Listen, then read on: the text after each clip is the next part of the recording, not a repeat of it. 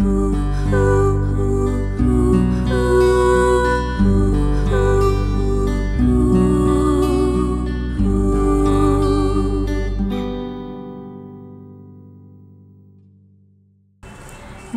très chers amis de la cloche, c'est toujours un plaisir d'être en votre compagnie.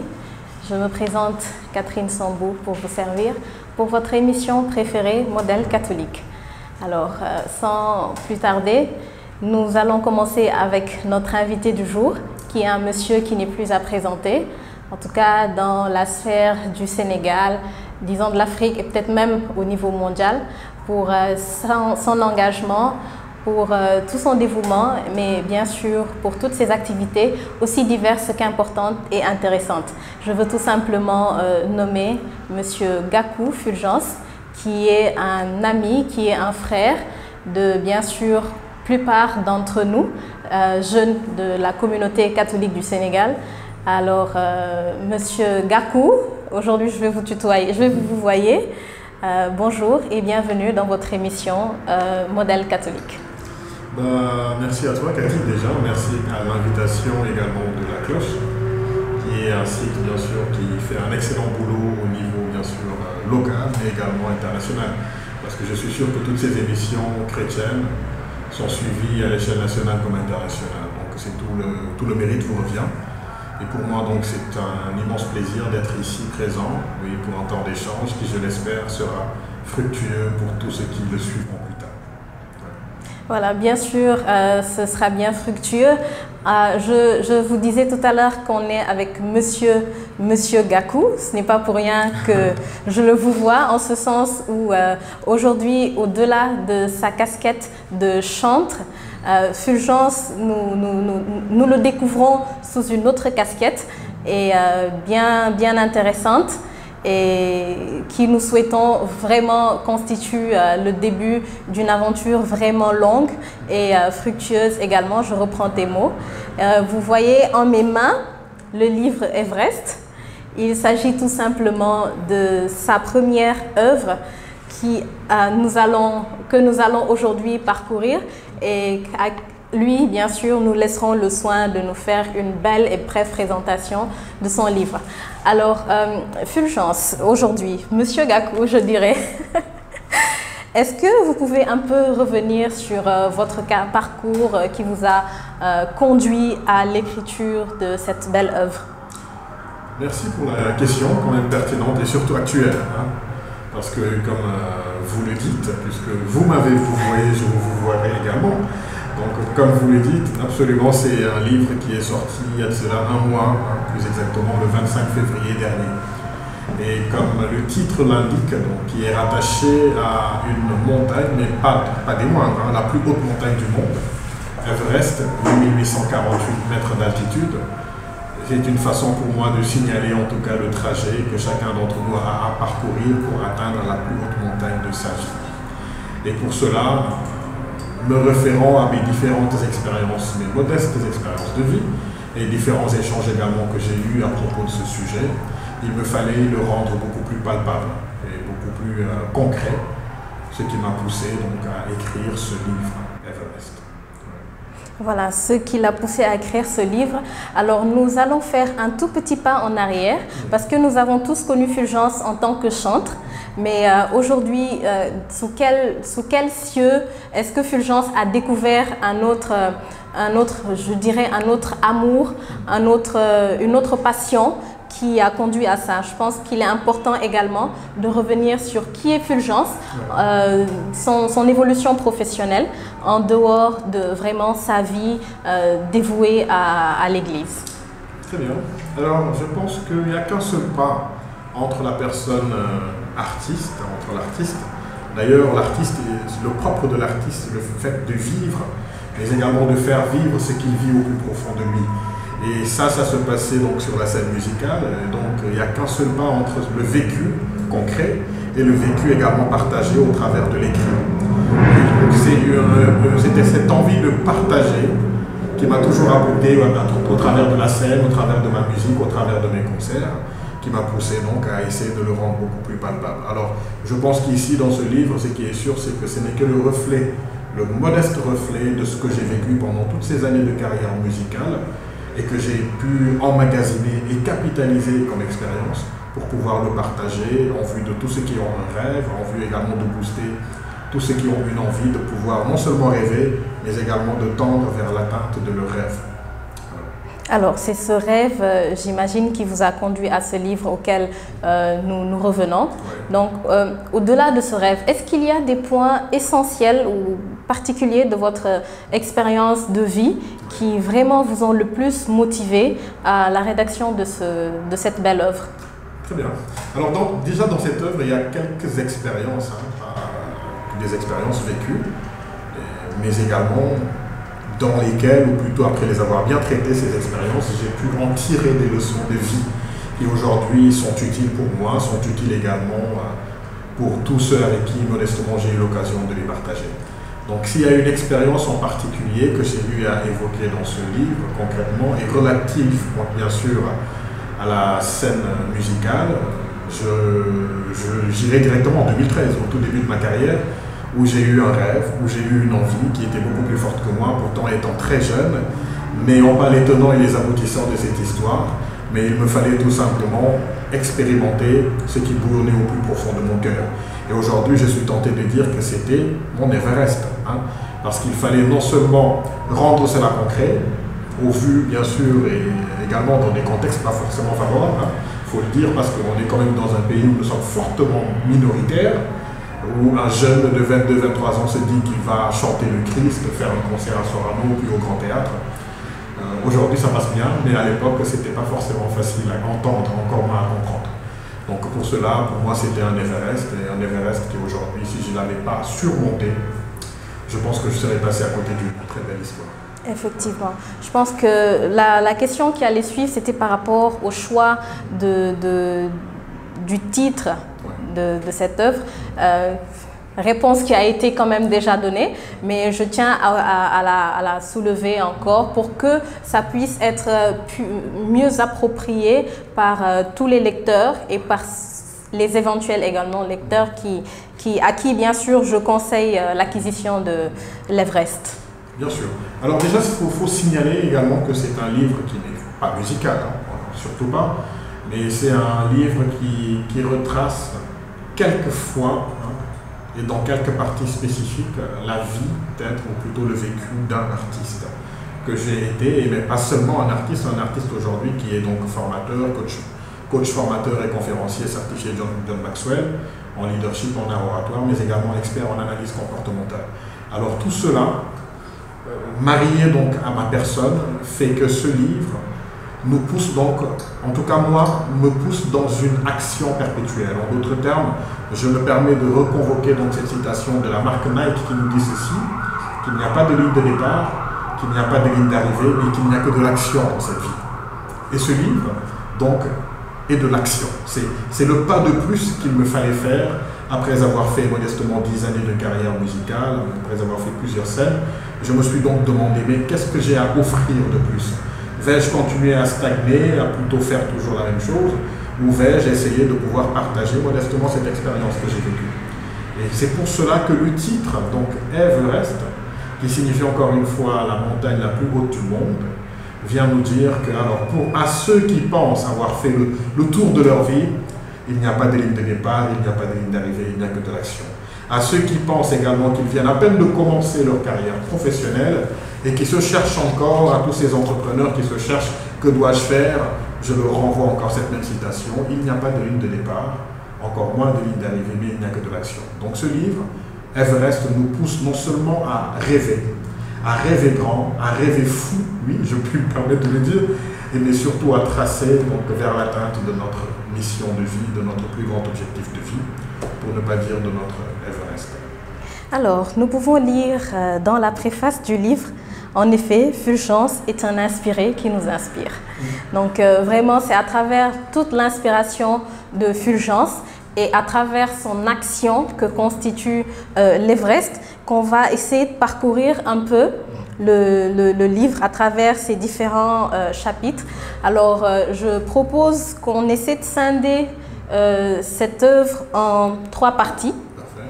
Et sur les chapitres, on choisira au hasard. Et le premier qui attire mon attention, c'est le premier ressenti. Je pense que vous conviendrez avec moi, chers téléspectateurs, que le premier pas passe toujours par un sentiment, passe toujours par un ressenti. Donc, que pouvons-nous retenir de ce premier chapitre qui est le premier ressenti? Très bien. Le premier ressenti, qui est le premier point des 10 points que je propose dans cet ouvrage, donc 10 points de notre processus à la lumière donc, du trajet de l'alpiniste qui veut atteindre son Everest.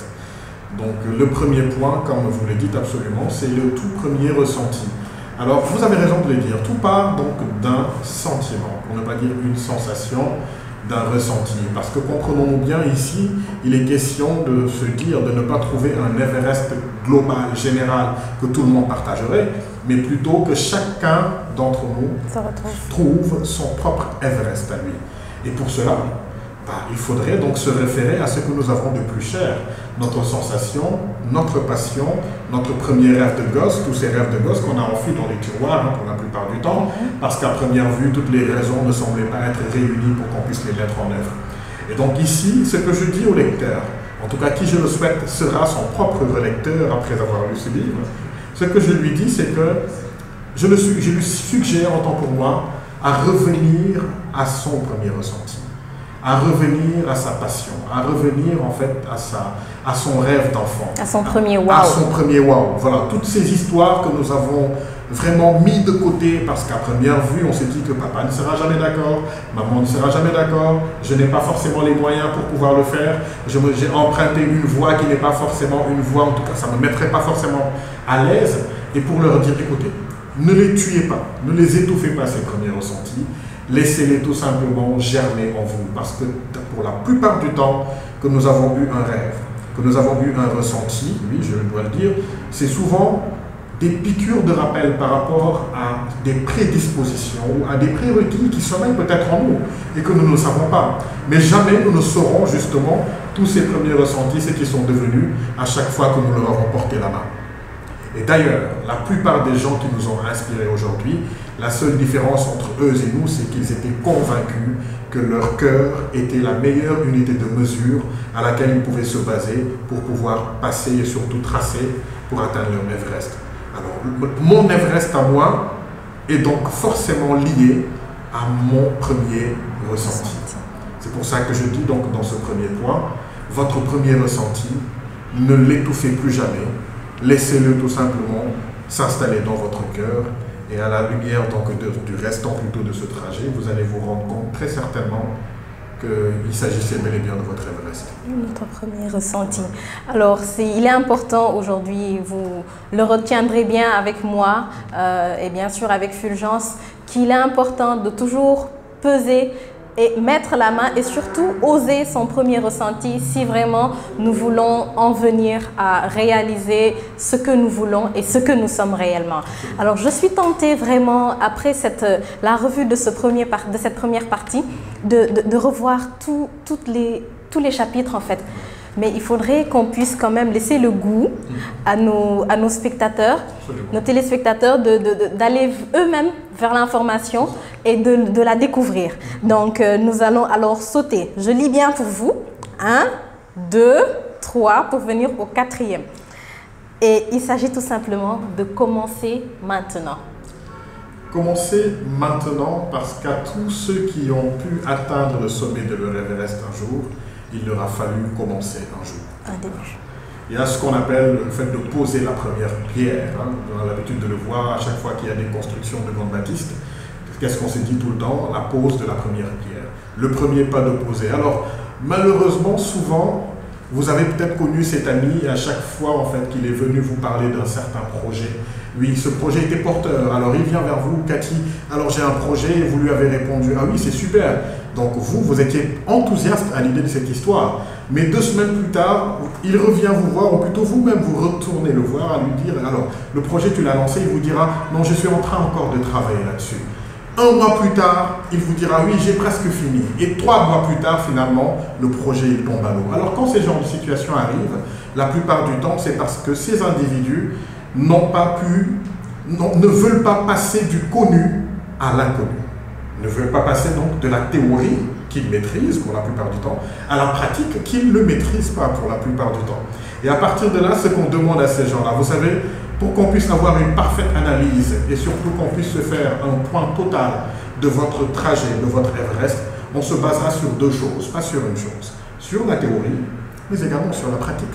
Et un de mes professeurs me disait ceci, alors Fulgence, tu sais, la meilleure façon de savoir nager dans la vie, c'est de plonger un jour.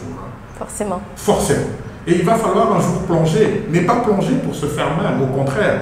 Dans cette histoire de plongeon, il y a deux expériences, ou plutôt il y a deux retombées, pour ne pas dire deux finalités. C'est soit vous gagnez, soit pas vous perdez, mais vous apprenez. Et donc, ces leçons que vous emmagasinez au travers de ce plongeon, au travers de ces pas que vous faites, seront des leçons qui vous permettront, bien sûr, de pouvoir mieux vous asseoir et surtout capitaliser cela en expérience pour pouvoir donc atteindre le sommet de votre Everest. Il n'y a pas de secret. Pour pouvoir atteindre le sommet de l'Everest, il faut poser un premier pas. Et à ces gens-là, on leur dit maintenant, après avoir travaillé la phase théorique, après avoir maîtrisé tout ce qu'il y a sur la phase théorique, il n'y a pas de secret. Commencez maintenant. Pas demain, encore moins hier, mais commencez maintenant. Et c'est ce que ce point nous dit plus précisément. Alors, je comprends mieux maintenant la référence à Nike. Parce que du premier point au deuxième, j'attendrai. Je vais attendre le troisième point. À partir de là, je pourrai mieux développer en fait cette vision que j'ai, je pourrai mieux la partager avec tout le monde. Donc après le commencer maintenant, tenez-vous bien, on va suivre et sauter un autre chapitre, un deuxième, un troisième, un quatrième et pour venir à le mont Everest. Je peux le faire le ton Everest, le notre Everest. Ouais. Alors, le mont Everest, Fulgence. Le mont Everest, déjà, pour l'épeler plutôt, c'est surtout pas une faute d'orthographe. Hein. C'est M-O-N, pas T cette fois-ci, mais M-O-N Everest pour dire mon Everest à moi. Alors, pour dire que, d'ailleurs c'est le 10e et le dernier point, mon Everest, une fois que je l'ai atteint, il est relatif ou qu'il est totalement lié au premier point, qui est mon premier ressenti. Donc c'est comme un rappel pour dire à ceux qui ont fait confiance à leur premier ressenti, aujourd'hui vous arrivez au sommet de la montagne, vous êtes arrivé au sommet de votre montagne. Parce que votre premier ressenti, vous lui avez donné vie, hein, vous ne l'avez pas étouffé. Alors, deux choses que je retiens à partir de là, quand j'ai écrit ce bouquin, d'ailleurs force est de le signaler, je me suis quand même demandé, alors vous faites 8848 mètres d'altitude, vous vivez beaucoup de complications, certains en crèvent, d'autres arrivent à y arriver, et vous arrivez au sommet, donc c'est fini, ok, donc c'est après quoi? C'est quoi la suite? Et donc je me suis dit, en effet, à tous ceux qui ont atteint le sommet de leur Everest, mais ils deviennent une inspiration. Oui, une inspiration pour eux-mêmes d'abord, parce qu'ils se sont prouvés dorénavant qu'ils ont la capacité de réaliser de grandes choses. Mais également une inspiration pour les autres. Parce qu'une fois qu'ils redescendent de leur montagne, ils trouveront d'autres personnes en quête d'inspiration qui sont au bas de leur montagne et ainsi ils pourront être des sources d'inspiration pour ceux-ci. Donc en d'autres termes, oui, allez-y. Pourquoi Fulgence, pas moi? Absolument. Et Fulgence ainsi pourra vous dire, écoutez, si j'ai pu le faire, c'est que vous êtes également capable de le faire. Effectivement. Et pour avoir fait ce trajet-là, je pense que d'ailleurs le sens d'une vie, le vrai sens d'une vie, c'est tout simplement d'être utile, mais mieux d'être une inspiration en étant utile. Et ça, je pense que la cloche l'a si bien comprise, hein, raison pour laquelle aujourd'hui ils sont là pour pouvoir apporter de la valeur ajoutée à tous ceux qui les suivent. Donc une inspiration, une fois que vous atteignez votre Everest, votre leadership n'est pas lié à ce que vous avez forcément accompli, mais ce que vous accomplirez maintenant et ce que vous aiderez également les autres à accomplir, à atteindre plutôt leur Everest. Effectivement. Alors, à travers ce dernier point, je suis tentée de partager avec vous une partie du livre où c'est écrit « Questions ». Alors là, on peut tout simplement lire deux questions. À présent que vous avez atteint le sommet de votre Everest, dans quelle mesure votre expérience pourrait-elle être une source de motivation pour les autres? Et la deuxième question, quelle action pouvez-vous poser pour faire profiter le monde de votre enrichissant parcours? Je pense qu'il s'agit tout simplement des questions, ou en tout cas des points que vous venez de relever tout à l'heure. Et je pense que j'avais bien fait tout à l'heure quand même, d'attendre la troisième partie pour en fait mettre à nu cette logique qui va de mon ressenti et qui passe par le commencer maintenant avant de finir par le notre Everest. Moi, je vais le nommer notre Everest. Voilà. Donc, comprenez tout simplement avec moi, en tout cas, c'est ce que j'ai compris à la lecture de ce livre, qu'il n'y a personne, en tout cas, ou rien, qui ne puisse nous faire prendre la décision de notre vie si ce n'est nous-mêmes. Absolument. Donc, tout part du premier ressenti qui dit « voilà ce que je ressens » et qui passe par « voilà ce que je vais commencer à faire » et pour enfin pouvoir se retourner et dire « voilà ce que j'ai réalisé » et inviter les autres vraiment à poser le même pas, quelle que soit la destination en tout cas, vraiment pour atteindre notre Everest à chacun et à tous.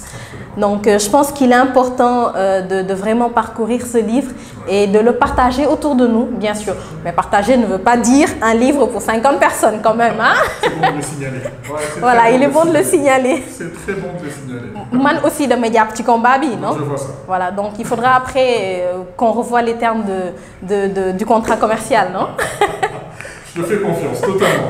Voilà, donc je pense qu'un petit tour a été fait quand même par rapport à l'Everest, à notre Everest, que Fulgence vraiment a pris le temps de bien cuisiner, de bien réfléchir et de nous présenter. Bien sûr, aujourd'hui, je vais te demander s'il y a des choses que tu voudrais bien sûr rajouter. Oh, je reviens à l'amitié. S'il y a des choses que vous voudriez bien, Monsieur Gakou, relever par rapport à votre Everest. Bon, déjà, je pense qu'en principe, tout est censé être dit. Parce qu'on a quand même fait le tour et surtout, c'est plutôt tout à votre honneur d'avoir cité encore ces points qui sont quand même les points centraux de ce livre. D'ailleurs, ce n'est pas pour rien que tous ces points se trouvent à des positions stratégiques, donc premier, quatrième et 10e point. Et ça, je pense que la vision, elle est claire. Mais seulement, en plus de motiver les gens, bien sûr, à se le procurer, parce que ce livre n'est guère un livre pour Fulgence, alors surtout pas. Mais il souhaiterait, en tout cas, à tous ceux qui arrivent à le lire, puissent se retrouver et surtout tendre maintenant vers l'atteinte de leur plein potentiel. La réalisation de leur réalisation, absolument. Donc pour cela, ce livre sera bientôt disponible dans les librairies Claire Afrique comme 80 à compter de la semaine prochaine. Sinon, pour ceux qui sont à l'international, il est disponible sur Amazon. Et donc en plus d'être disponible sur Amazon, et également dans tous les cas, vous pouvez vous rapprocher de la cloche. Donc s'il y a des commandes, des fois, mon équipe se chargera de vous faire la livraison. Sinon, il sera disponible dans les librairies comme je l'ai cité tantôt. Alors, faisons de nos vies des vies d'action. Des vies d'action. Des vies qui ne sont pas fades, des vies qui ne sont pas des vies qui ne nous challengent pas. Parce que quand même, on aurait pu donner un autre nom beaucoup plus palpable, on aurait pu dire, écoute, le monument de la Renaissance. Je ne pense pas que ça fasse 8848 mètres d'altitude, mais si également on est plongé vers l'altitude, en tout cas la plus élevée, c'est pour pouvoir dire aux gens, écoutez, permettez-vous le luxe de rêver grand, mais également au soir de notre vie, qu'est-ce qu'on voudrait que le monde retienne de nous? Et ce qu'on voudrait que le monde retienne de nous, c'est que vraiment on a vécu utile. Et ce livre donc, nous pousse à pouvoir le faire. Donc je suis très ouvert pour les retours d'expérience de ceux qui me liront très bientôt, en tout cas je l'espère. Alors nous également, nous sommes à l'affût et vraiment attendons vivement un autre Everest. Ah ouais. Sûrement. Alors, ça me ramène à vous demander, combien de temps est-ce que la rédaction du bouquin, vous avez mis combien de temps à le réaliser? Pour une première expérience quand même, souvent ceux avec qui j'ai partagé ce bouquin et qui ont quand même beaucoup d'expérience dans ce domaine, ils me disent que c'est un temps record pour un livre aussi profond que ça. Bon, je suis encore un bébé dans le game de l'écriture, parce que j'en suis à mon premier ouvrage. Mais ça m'a pris quand même, un an. Oh. Oui, un an quand même. Un an parce que dans un premier temps, après avoir eu l'inspiration du mot Everest, ce qui m'a trouvé en pleine prière communautaire à la communauté de l'Espérance. Amen. Pendant la prière, ça sonne dans ma tête Everest. Alors je ne sais pas ce que ça veut dire. Ouais. D'ailleurs, je le dis à l'introduction, je suis acrophobe. Donc je n'avais surtout pas des tendances suicidaires à désirer donc, faire le trajet et atteindre une si haute montagne. Ça au moins c'était clair, c'était calé. Maintenant, ce qui est sûr, c'est qu'en plus de voir ce que ce nom veut dire, je me suis rendu compte que j'étais plus lié à ce titre que je ne le pensais. D'accord. Et à partir de là, donc, j'ai pu voir quel était le trajet de l'alpiniste, me baser sur ça et me dire en quoi ce trajet pouvait m'interpeller, moi, personnellement. J'en ai fait d'abord 14 points que j'ai eu à dispenser en différents cours, hein, avec mes différentes universités dans lesquelles j'interviens. Et après cela, je suis revenu à 12 points, puis à 10 points. Finalement. Et après les 10 points maintenant, je savais exactement ce que je voulais dire dans chacun de ces points. Oui. Mais la partie la plus compliquée qui me restait à faire, c'était l'écriture. Puisque je ne suis pas trop écriture, il m'a fallu quand même, après mon concert du Grand Théâtre dernier, les 10 ans de ministère, me mettre un peu à l'écart pendant 1 ou 2 mois, faire qu'écrire et voilà, me faire corriger également par de valeureuses personnes qui m'ont apporté beaucoup de valeur ajoutée pour la réalisation de ce livre. Et à qui je dis merci d'ailleurs. Ils se reconnaîtront. Ils se reconnaîtront. En tout cas, merci à vous pour votre effort, merci à vous pour votre contribution. Et je suis tentée de dire, votre première chanson, c'était Djambar. Ouais. En fait, moi, je retrouve ce Djambar-là à travers cet échange qu'on vient d'avoir tout de suite là. Ouais. Donc, vous avez chanté Jésus qui est Djambar, mais aujourd'hui, vous vous inscrivez dans cette logique-là. Et pour vous avoir côtoyé, maintenant je vais te tutoyer, c'est quand même un plaisir, Ouais. c'est quand même une fierté de te voir arriver à ce niveau-là, vraiment. Et je te souhaite d'en écrire d'autres. Et bien sûr, que ce ne soit pas uniquement des ouvrages, mais dans tout ce que tu es, que tu puisses vraiment retrouver ton Everest. Alors, à présent, on va venir à Fulgence. Fulgence Chantre. Je pense que Fulgence Chantre n'est plus à présenter.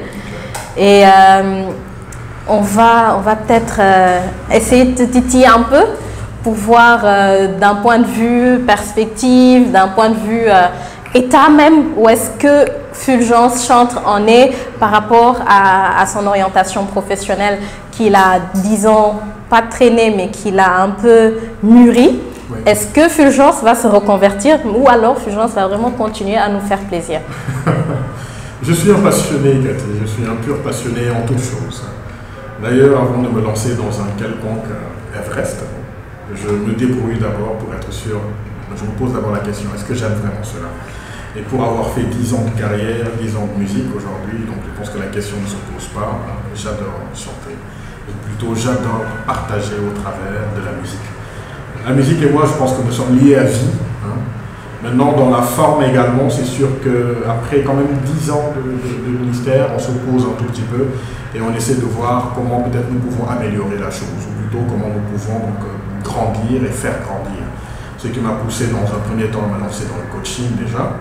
Mais voilà, en termes de perspective, concrètement, il y a un album qui arrive et dont j'avais promis la sortie depuis septembre dernier, mais qui va bientôt sortir. Mais j'avoue que là, présentement, tout ce qu'il y a comme effort, énergie, en fait, est mis plutôt dans ce livre, dans la publication de ce livre, qui, je le crois, en tout cas, changera des vies, de la même façon que ma musique également, je l'espère, a eu à changer des vies.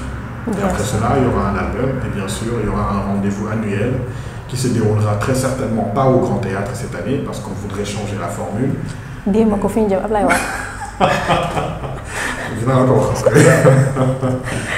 voilà, et après, en temps et en heure, le message se fera et tout le monde sera au fil de l'information. Ce sera une bonne occasion de venir d'ailleurs fêter et surtout célébrer, dire merci à Dieu pour cette année quand même assez riche. Hein. Quand même, hein, j'ai quand même écrit un livre. Oui, en un an. Hein. En un an. Oh. Voilà. Alors, par rapport à, on va dire, la pluralité de chantres, aujourd'hui, on en voit beaucoup, des jeunes, des professionnels, des étudiants. Qu'est-ce que cela vous inspire? Je pense que, tu l'as dit tout à l'heure, autant 22, 23 ans, il n'y en avait pas beaucoup. Ou s'il y en avait encore, c'était ou en cachette, ou c'était vraiment endormi. Et aujourd'hui, on peut voir qu'il y en a de plus en plus, mais dire également que Fulgence a été l'un des premiers à valoriser le chant, je n'ose pas dire gospel, je n'ose pas dire église, mais en tout cas les chantres de façon générale. Alors, c'est une raison, plutôt, c'est une source d'action de grâce, hein, parce que quand même, je ne pense pas que j'ai un si grand mérite que ça, si ce n'est la grâce de Dieu, que c'est le Seigneur à qui il plaît de pouvoir poser, en tout cas, son choix sur l'un et sur l'autre. Et je le relance un défi, justement, à cela. De la même façon que peut-être le témoin, en tout cas, leur a été donné jusqu'à ce que toutes les conditions, en tout cas, puissent être réunies pour qu'ils puissent tracer facilement, ils ont le devoir de le faire également pour les plus jeunes. Effectivement. On va tout simplement essayer de perpétuer la tradition. Et je pense qu'ils l'ont si bien compris, c'est qu'ils font merveilleusement bien, et à nous maintenant de veiller à assainir cet environnement, de telle sorte que, du point de vue relation, du point de vue comportement, que nous tous nous puissions fixer le regard vers Jésus-Christ, parce qu'au début de l'histoire, comme à la fin de l'histoire, il n'est question que de lui. Effectivement.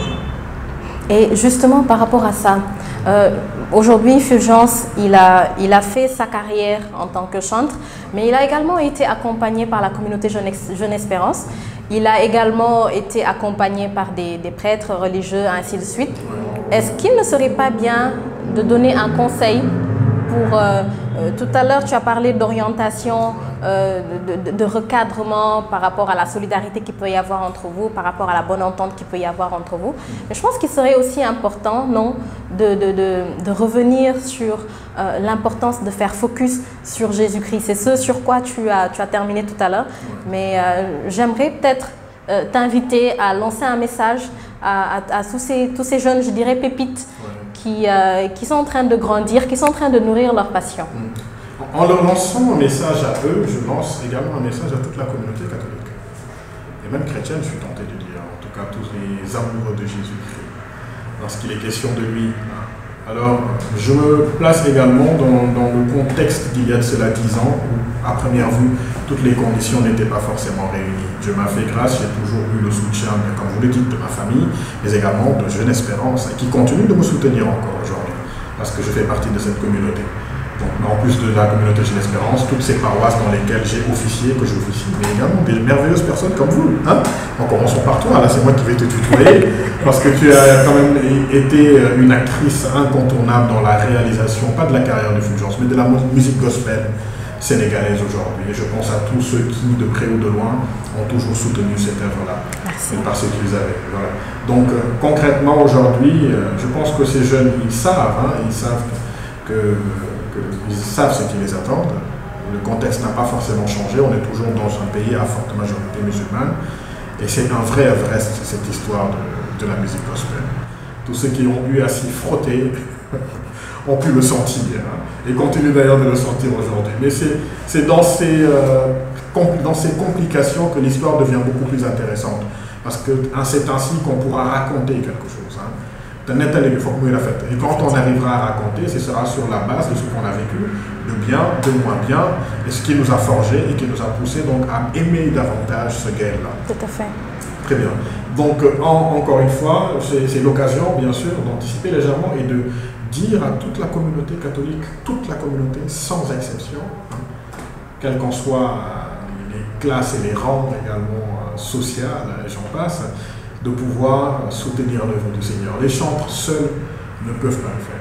Jamais. C'est même pas envisageable. Et aujourd'hui, chacun d'entre nous est acteur. Quel que soit votre domaine de prédilection, que vous chantiez, que vous acclamiez, que vous dansiez ou que vous ayez vos caméras, cette musique gospel-là, c'est-à-dire l'essor de la musique gospel du Sénégal, nous sommes tous acteurs de cette évangélisation nouvelle. Ce n'est pas un artiste qui chante et d'autres qui viennent quand ils veulent et quand ils ne veulent pas, ça n'a absolument rien à voir. Et d'ailleurs, modestement, c'est l'occasion pour nous de pouvoir nous serrer les coudes et que chacun, que tu puisses tout simplement œuvrer pour que le nom de Jésus-Christ soit connu et aimé. Ces jeunes l'ont compris, vivement que la communauté également le comprenne ainsi. Justement, alors vous comprendrez avec moi qu'on est en train que vous suivez avec nous votre émission Modèle chrétien avec notre invité du jour, Fulgence Gako. Alors, Fulgence, aujourd'hui, qu'est-ce qu'on pourrait retenir de votre personne? Je disais au début que Fulgence n'est plus à présenter, mais je pense qu'il y a quand même à présenter Fulgence, parce que de façon générale, nous connaissons le chantre. Aujourd'hui, nous le découvrons sous Everest. Mais Fulgence est également dans d'autres domaines, dans le coaching, tu l'as dit tout à l'heure, et je ne pourrais pas tout dire parce que bien sûr, il y a ce que tu fais que tu peux dire et il y a ce que tu fais que tu ne peux pas dire, étant donné que c'est ta vie privée. Mais sous tous ces aspects, quel message aujourd'hui Fulgence voudrait lancer par rapport à la paix, par rapport à la stabilité de notre pays, de notre continent de manière plus large, mais particulièrement chez nous actuellement au Sénégal? Déjà, je me réjouis dans un premier temps de voir que toutes les sphères, en tout cas religieuses et plus particulièrement catholiques, se sont levées pour essayer d'anticiper, ou essayer de préserver également une certaine paix qui nous a permis aujourd'hui d'être les merveilleuses personnes que nous sommes aujourd'hui et surtout d'avoir ce merveilleux pays dans lequel nous vivons, où vraiment la paix est vraiment centrale, et c'est ce qu'on a de plus cher aujourd'hui. Donc c'est très bien pour moi d'anticiper là-dessus parce qu'on a compris l'enjeu. Nous avons compris l'enjeu, nous savons ce qu'il y a à gagner, mais nous savons également ce qu'il y a à perdre. Et le Sénégal maintenant, dans toute sa globalité, je pense que nous sommes un peu en déphasage avec entre autres de ces valeurs sociales. Nous avions le souci d'entretenir en fait les relations, d'entretenir, mais surtout d'entretenir les cœurs, Cathy. Parce que alors aujourd'hui les cœurs sont blessés, les cœurs sont meurtris, la haine vraiment gangrène le cœur du Sénégalais aujourd'hui. Ma prière dans un premier temps également est que vraiment que Dieu puisse apaiser les cœurs, apaiser les esprits, en partant de ceux qui sont à la tête de la chaîne. Bien sûr, je pense qu'il faut le lait pour t'amener. Et aujourd'hui, que chacun d'entre nous, jeunes de cette nation, puisse se rendre compte que nous sommes également les acteurs du fait de pouvoir pérenniser cette paix pour notre bien à nous tous, pour le bien également de nos progénitures, parce qu'il est question de pouvoir la préserver. Et pour cela, chacun d'entre nous a une part de responsabilité. Ce qu'on entend de dehors, oui, nous ne sommes peut-être pas responsables de ce que nous entendons, mais nous sommes responsables de ce que nous faisons de ce que nous entendons. On ne pourra pas tout le temps pointer du doigt les autres, mais nous, qu'est-ce que nous faisons, plutôt qu'est-ce que nous ne faisons pas pour pouvoir améliorer cette stabilité. Alors il est question de pouvoir, je pense, éveiller les esprits, éveiller la prise de conscience, parce que je le crois, la prise de conscience, c'est le point de départ de la croissance. Effectivement. On dit souvent que le poisson pourrit par la tête. Ouais. Donc je me joins à ta prière de commencer par le haut et de terminer par le bas. Le sens inverse quand même qui ne gâte pas la chose. Parce que l'un dans l'autre concourt en tout cas au bien de nous tous. Donc Fulgence, un dernier mot à l'endroit de nos amis de la cloche qui sont avec nous? Merci déjà, merci. Je pense que finalement ils font partie de moi et que je fais partie d'eux pour avoir parcouru quand même faire 15 heures de route. Tout récemment, je pense à Oxley. On a fait une mission à Jeune Espérance où on a été balancé à gauche et à droite par les secousses de la route, mais tout simplement pour aller annoncer le nom de Jésus-Christ. Donc ils sont totalement engagés à la cause et chacun, comme je disais tout à l'heure, tu essaies de mettre cela à contribution pour que le nom de Jésus-Christ soit connu et aimé. Et pour cela, je prie vraiment que le Seigneur puisse vous donner au-delà de vos espérances. Parce que si le cœur y est, tout ce qui suivra, vraiment, il n'y a pas de raison que ça se passe très mal. Que ça se passe en tout cas pas trop bien. Donc bravo, et pour moi c'est un immense plaisir d'avoir participé à cette émission. Et c'est plutôt à moi de vous remercier pour l'invitation, te remercions toi également, avec qui j'ai pris vraiment une bonne partie de plaisir au travers de ces échanges que je le crois, en tout cas je l'espère, pourront être fructueux pour tous ceux qui nous entendent. Voilà. Alors, les remerciements seront partagés. Ils iront dans les deux sens. Et particulièrement à vous, nos amis qui êtes toujours avec nous, qui avez été avec nous, qui continuez d'être avec nous, et vous qui serez encore avec nous. Alors, je vais vous demander tout simplement de ne pas nous quitter, de continuer à nous suivre, de liker la page. C'était votre émission Modèle catholique. Vous étiez en compagnie de Fulgence Gakou et moi-même Catherine Sambou. Et ce fut un bon moment d'échange. Nous espérons que vous allez bien apprécier. Et nous vous vous invitons à rester connectés, à suivre nos pages et à ne surtout pas vous désabonner. Merci encore et Dieu vous bénisse. Que la paix reste dans nos cœurs et dans notre pays.